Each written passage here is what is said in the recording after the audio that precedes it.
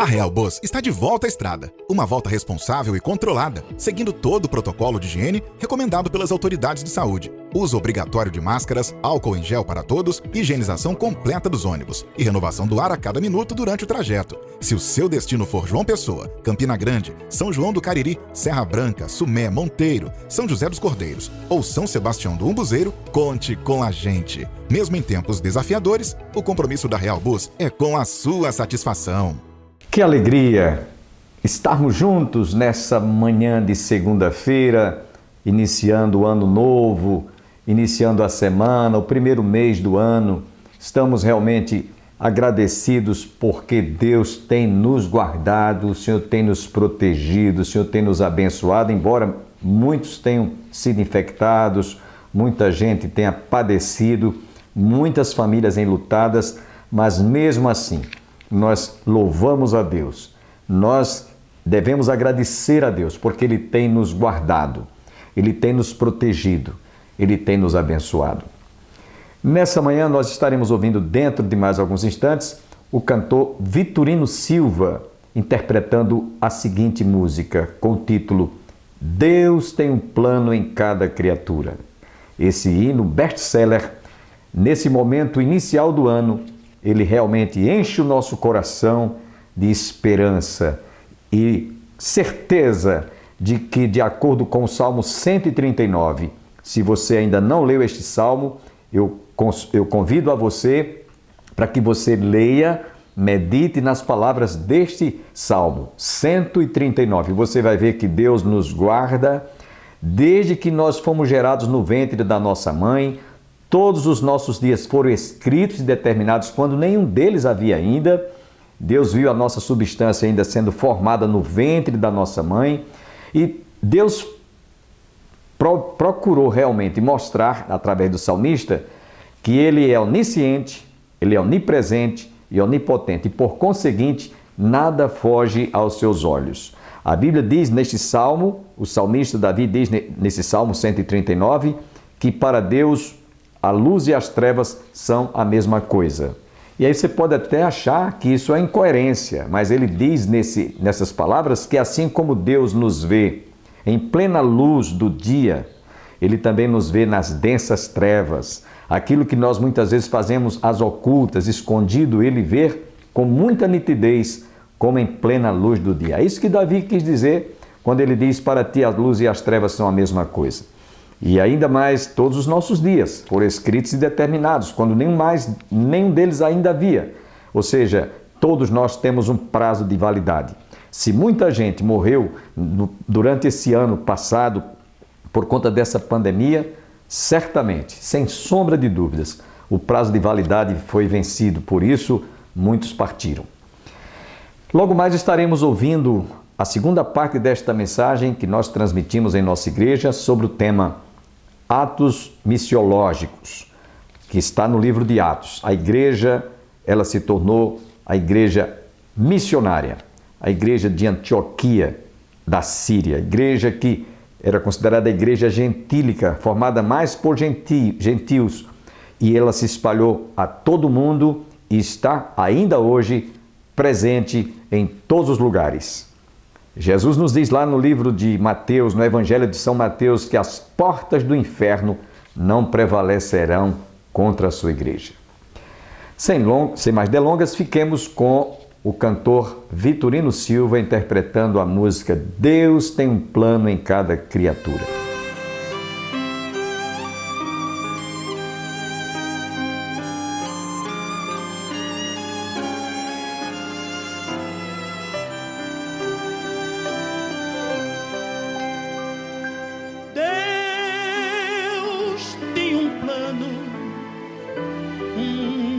Em cada criatura,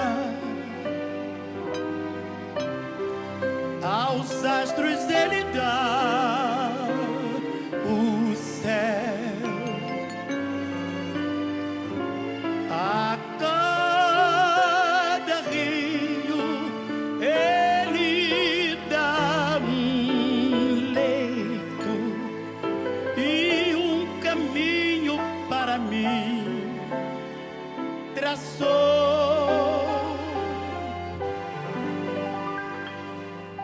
A minha vida eu entrego a Deus, pois o seu Filho a entregou por mim. Não importa aonde vou,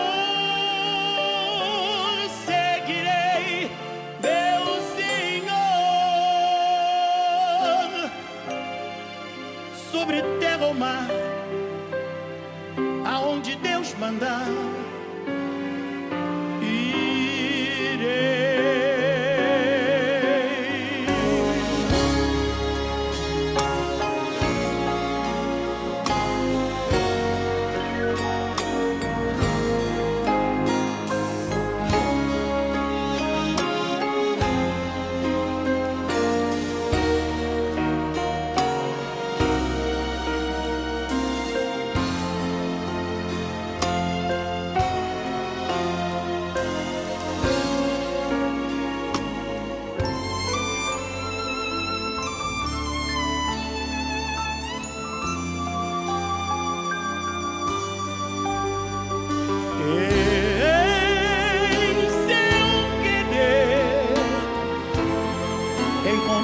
na vida e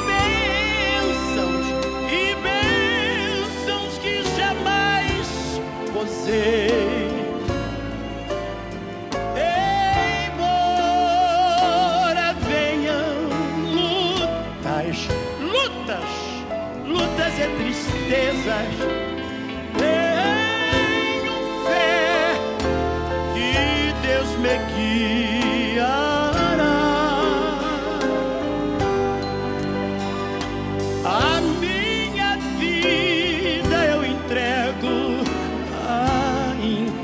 A Deus, pois o seu Filho lá na cruz a entregou por mim. E agora, pastor, não me importo aonde for, seguirei meu Senhor. Sobre terra ou mar, aonde Deus mandar, irei.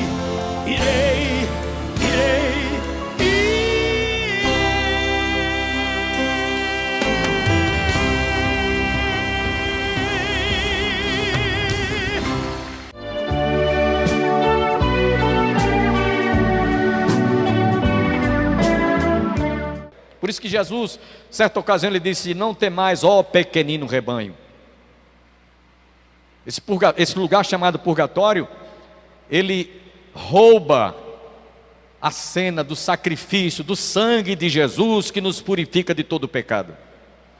Engana as pessoas, porque as pessoas ficam acreditando num pseudo lugar chamado purgatório e leva a vida sempre como um pecador perdido e vai morrer perdido, não tem purgatório em canto nenhum. No ano 607, o assassino imperador Pocas dá ao bispo de Roma o direito de primazia universal sobre a cristandade depois do segundo concílio de Constantinopla. Eles mesmos foram criando, eles mesmos foram estabelecendo normas, princípios, para que a igreja pudesse se reger. Não era mais sobre a doutrina dos apóstolos.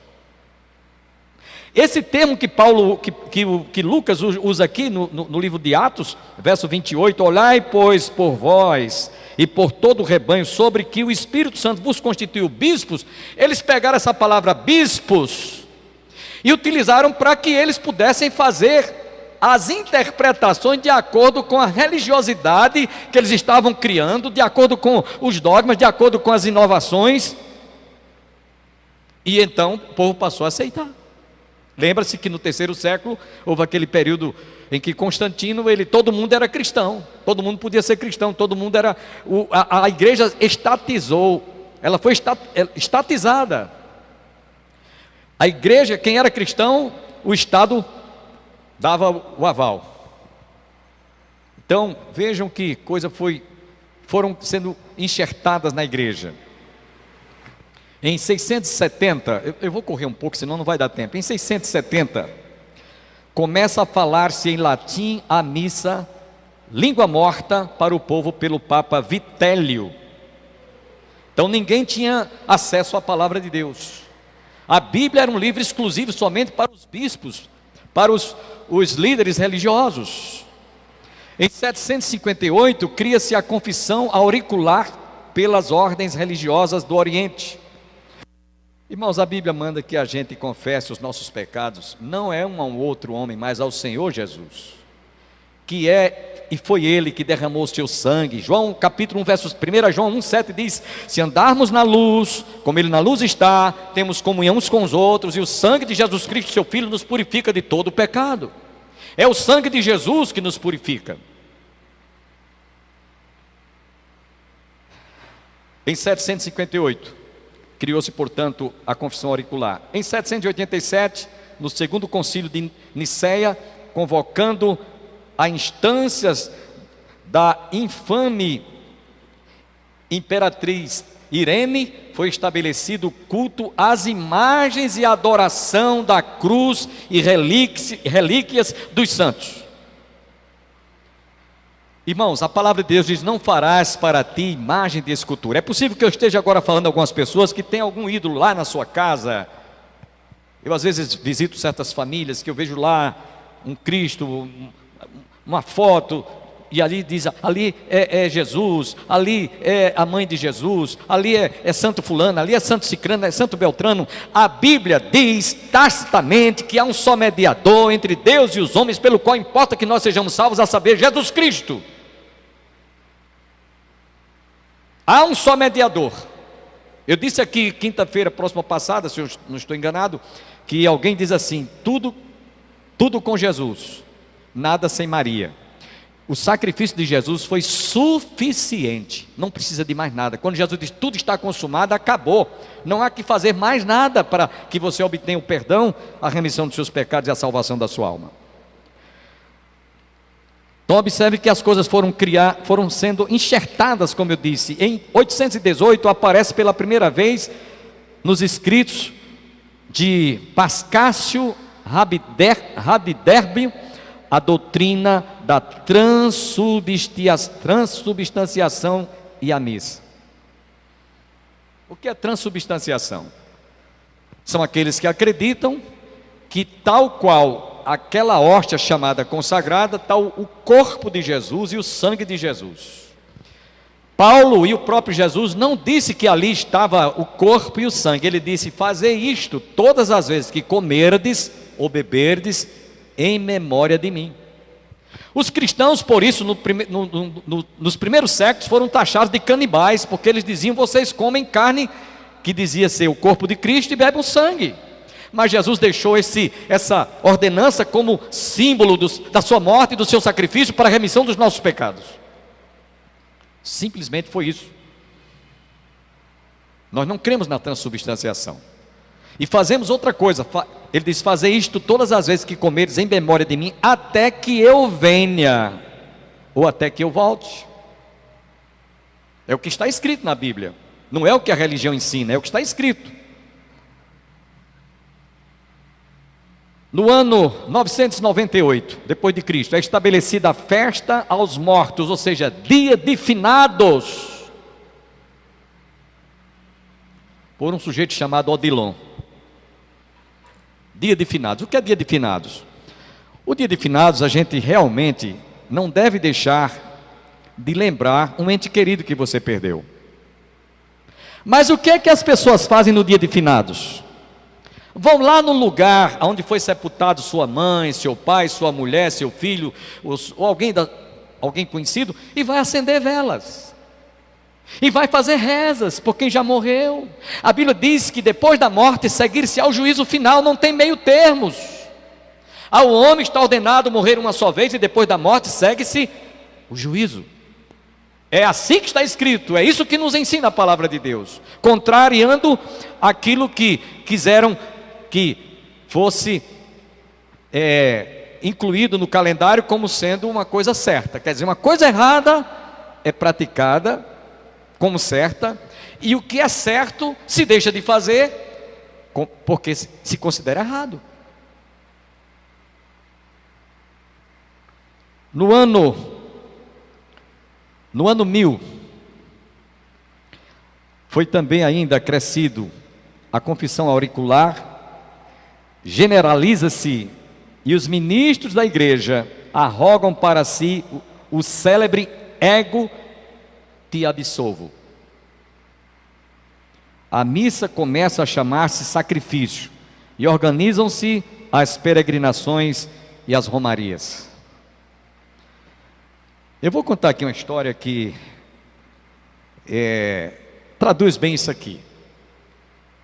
Conta-se que uma senhora já bem idosa, ela estava hospitalizada, muito enferma, doente, e aí o pároco da cidade sempre ia fazer visitas lá naquele hospital, e naquela ocasião ele fazia extrema-unção e fazia aquilo que muitos sabem, né? Oração, rezas pelas pessoas que estavam hospitalizadas. E chegou na vez dessa senhora, que por sinal ela era uma cristã, convertida através da palavra.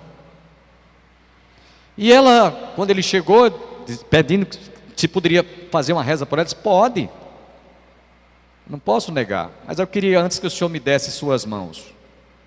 E o padre não entendeu o que ela estava querendo dizer, e ela começou então a palpar a palma da mão e a costa da sua mão. Disse: me dê a outra mão. E ela palpou do mesmo jeito. Disse: o que é que a senhora está querendo dizer com isso? Eu estou procurando o sinal dos cravos, porque só teve um que teve e tem autoridade para perdoar pecados, chama-se Jesus. Vocês entenderam? Então, nesse período, no ano 1000, foi criado esse dogma, foi criada essa doutrina, que eu não chamo de doutrina, esse ensino absurdo do pároco, do bispo, chegar e dizer: absolvidos estão os teus pecados. No ano 1074, o Papa Gregório VII, aliás, Hildebrando, decreta obrigatório o celibato dos padres. O celibato dos padres. O que é isso, pastor? É que os padres não podem casar, contrariando o que Deus diz lá em Gênesis, no capítulo 2, quando criou o homem conforme a sua imagem e semelhança. Ele diz: crescei, multiplicai-vos, enchei e povoai a terra. Paulo, escrevendo aos Coríntios, diz: é melhor casar do que viver abrasado. E nós vemos muitos líderes religiosos que, por conta desse ensino errôneo, dessa absurda interpretação, não casam, mas vão viver muitas vezes de forma que nem convém a gente comentar aqui, por conta de um dogma. No ano 1090, Pedro de Ermitão inventa o rosário. Você sabe o que é o rosário? Eu não vou perder tempo com isso. Em 1095, Urbano II cria as indulgências plenárias. Em 1200, depois de Cristo, o Concílio de Latrão impõe a transubstanciação e confissão auricular, reforçando o que eles já haviam dito anteriormente. No ano 1229, o Concílio de Toulouse estabelece a Inquisição, que foi confirmada em 1232 por Gregório X.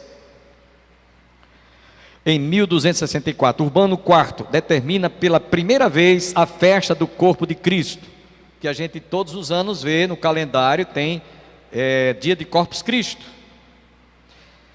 Eu quero abrir aqui um parênteses, eu não posso ficar calado. Esses lábios aqui, muitas vezes, na paixão de Cristo, na procissão do Senhor morto, beijou aquele Cristo morto, aquele ídolo feito de gesso. Muitos anos esses lábiozinhos aqui beijou aquele ídolo que eles dizem o Senhor Jesus Cristo, o corpo de Cristo. Jesus morreu, é verdade, mas Ele ressuscitou, como eu disse a princípio, está vivo, está presente aqui conosco nesta noite, porque Ele prometeu, onde houver 2 ou 3 pessoas reunidas em meu nome, aí eu estou presente no meio deles. Quem crê nisso, diga amém. Se não cresce, nós não estávamos aqui. Se você que está em casa não cresce, você não estaria me ouvindo agora. Jesus está vivo. Mas foram criando essas coisas, e elas foram se tornando verdadeiras. Em 1311, inicia-se a primeira procissão do Santo Sacramento, que eu acabei de falar. Eu acompanhava aquelas procissões, eu fazia tudo aquilo.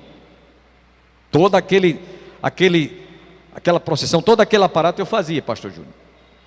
Mas graças a Deus, que um dia os meus olhos foram abertos, os meus ouvidos e o meu coração, para deixar de crer nessas mentiras e nessas crendices, e passar a crer na verdade. Por isso que Jesus disse: conhecereis a verdade, e a verdade vos libertará. Se pois o Filho do Homem vos libertar, verdadeiramente sereis livres. Conhecereis a verdade, e a verdade vos libertará. Liberta do erro, do engano e desses ensinos.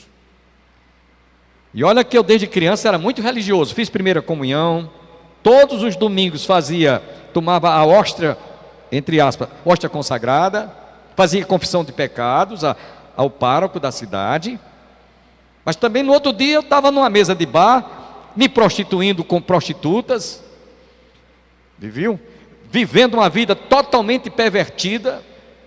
Então era uma vida dúbia, como dizia o então, na época, missionário Gerson Barbosa de Menezes: devotos de São Raimundo, um pé na igreja e um pé no mundo. Gerson dizia isso. Era assim que eu vivia.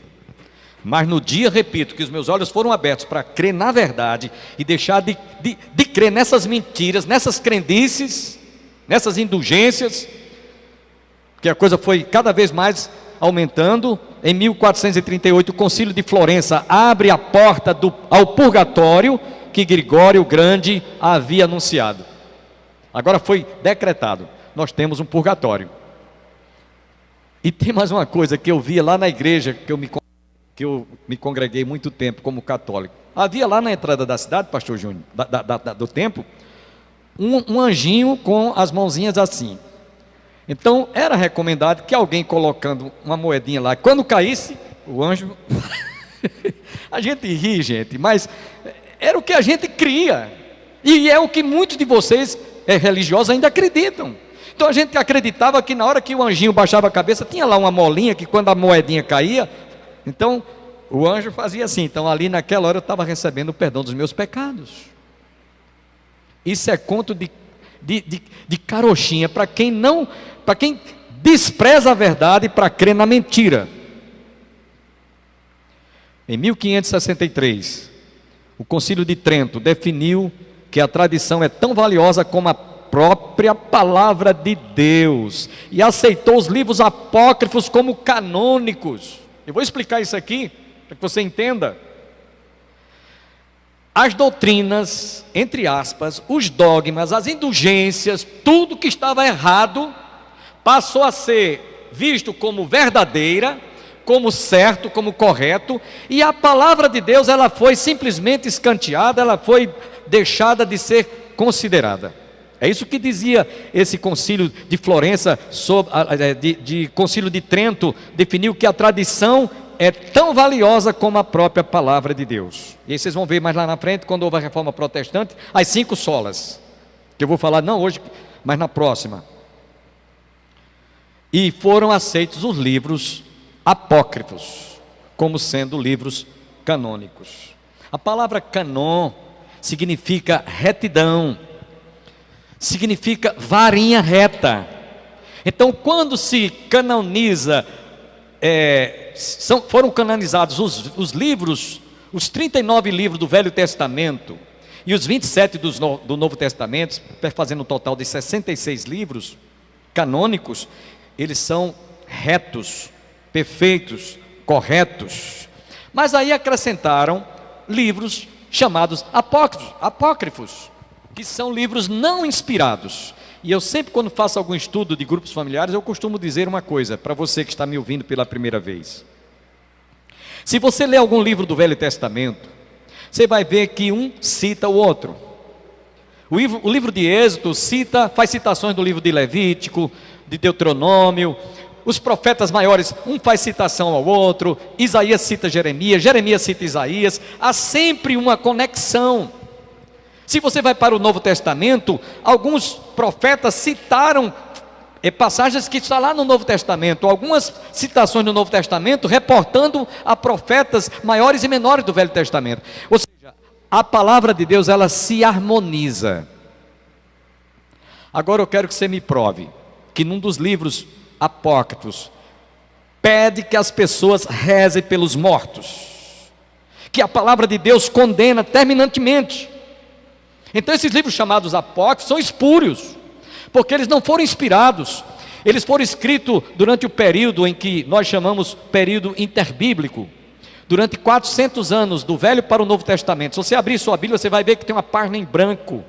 Essa página em branco foi o período de silêncio.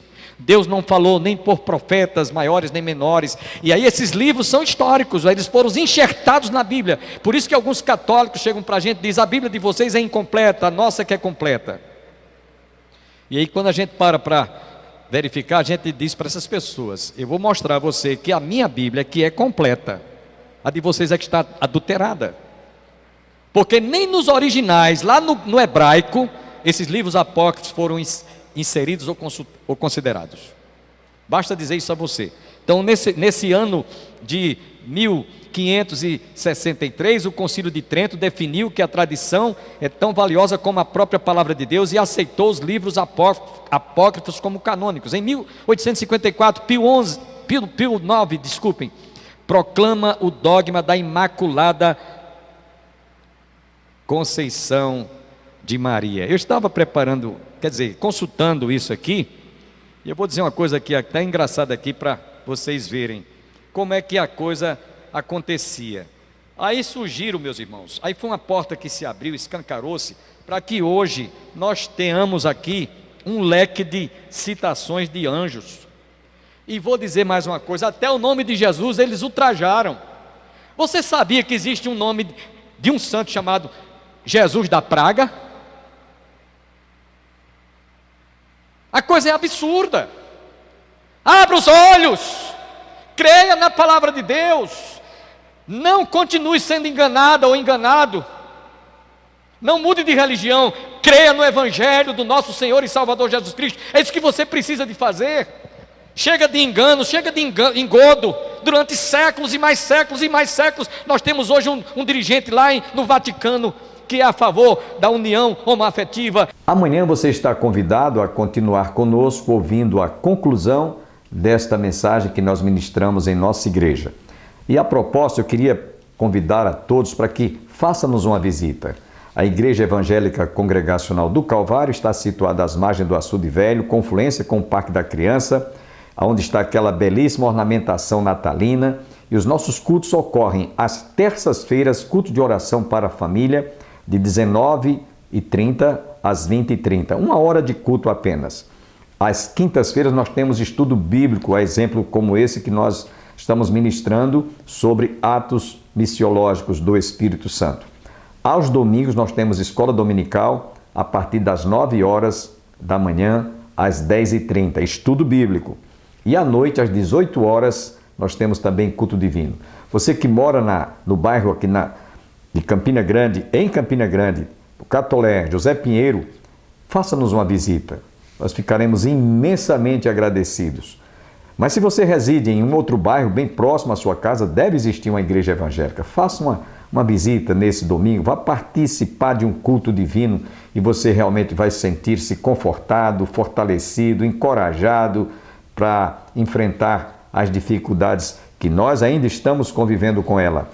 Essa doença que está aí infectando muita gente. Tenham todos um bom dia. Que todos recebam as bênçãos do Pai, do Filho e do Espírito Santo. E até o nosso próximo programa, se Deus quiser.